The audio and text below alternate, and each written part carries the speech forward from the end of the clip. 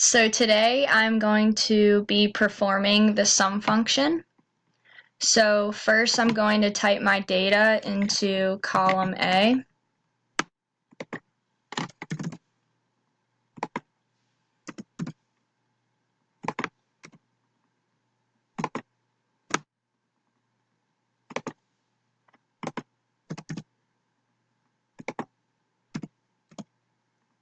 Then I'm going to click on cell A9, and then I'm going to type equal to sum,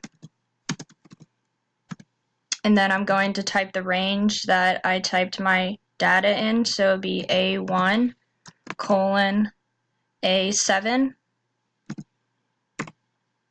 parentheses and then enter. And that's how I get the sum of my data.